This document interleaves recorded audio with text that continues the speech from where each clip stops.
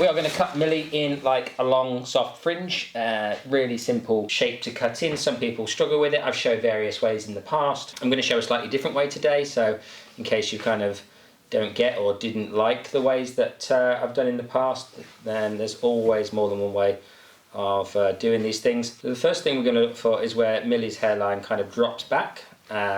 So we can see that at this point her hairline is kind of cutting back away from her face. That's usually a good place to put one of these fringes, because what it means is that you're going to kind of easily integrate the fringe into the hair. So we kind of come around to the same thing on the opposite side, look for the point at which the hair kind of splits, take it from the same point as the previous section, and then push that hair forward like so. So we've now got kind of like an even triangle on both sides. Now we're not going to cut it in a oneer like we have done previously. We're going to cut it in two segments. So we're going to get the first segment and we're going to pull it over to the opposite side, a bit like how you might cut, say, side fringe, but we're going to be cutting one of these long kind of split fringes. So we're going to come across, we're going to aim at the cheekbone as the shortest point, and we want to extend the length down so it blends in. If we move our body position over to the side and then kind of figure out that's where that's going to be good. And then we're going to over direct, so we're going to move the hair right over to the opposite side of the head, and then we're going to cut the hair. And what this is going to do, and if I show you my cutting line, the cutting line will naturally go short to long, so it will now blend from the shortest point into the longest point through the side. So if we brush that hair over, still quite long, so we could probably go a little bit shorter than that because that's kind of cheek length, but I wanted to just kind of cut that piece, have a little measure up. You know, Millie's face shape could probably carry something that's a little bit shorter than that. So we'll go back round, have a little assessment of the shape, and cut something a little bit more, not a huge amount more than that, but something with a little bit more shape to it.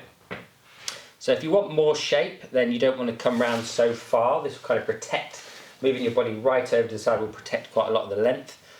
So we want to then stand diagonally across from it. So we're pulling the hair out across the head at about 45-degree angle, and then we're going to cut a square line. We're going to take another couple of inches off, and then that's perfect.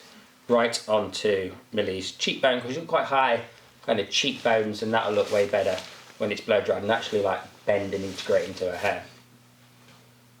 So to do the opposite side, nice and simple, all we do is take the section that we picked up and then we kind of remove the shortest part of the other side. So we've integrated the shortest part of the opposite side into the section, and then we move our body position around so that we're in exactly the same position on the opposite side, and put the head into the same position in which we cut the previous section. And then what we need to be able to do is kind of see that shortest piece of hair from underneath. So if we elevate the section up, there we go, we can see now that we can see underneath this section the shortest piece of hair, and we're going to cut a diagonal line that travels in the opposite direction. We've now got two pieces of hair that are the same length on both sides that integrate into the sides nicely, and we can do a little bit of refining to that hair as we need to once it's dry. Blow drying this kind of fringe, what we do, get the fringe, pull it all forward.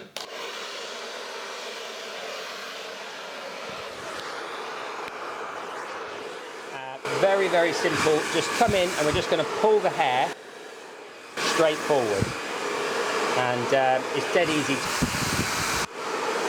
Don't necessarily want to kind of bend the hair too much when we do this. We just want to pull the hair straight out from the head shape and create that nice smooth effect. A little bit of bend on the ends won't go amiss.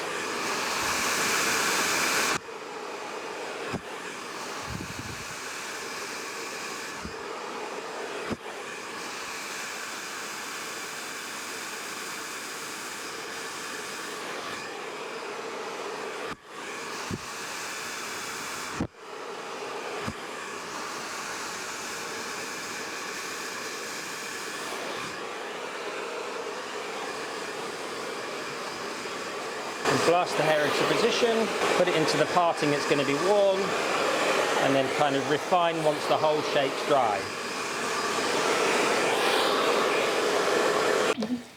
Cool, so we're going to dry the rest of it now, and then we'll kind of tweak it as we need to once the whole thing is integrated into the hair. Okay, so this is the Fringe. All we did was blow dry it into position, actually needed no adjusting, which pretty much means that we used exactly the right amount of fringe, which means we used the right amount of over direction, and it needed no refining to make it sit perfectly. So I hope you found that really quick tip about cutting fringes useful. I know that so many of my clients want that particular fringe these days, and I absolutely love these grown out fringes. They suit such a variety of clients, and if they don't want to fully commit to some heavy fringe but they do want a little bit of shape around their face that's definitely a style, this is the one to go for.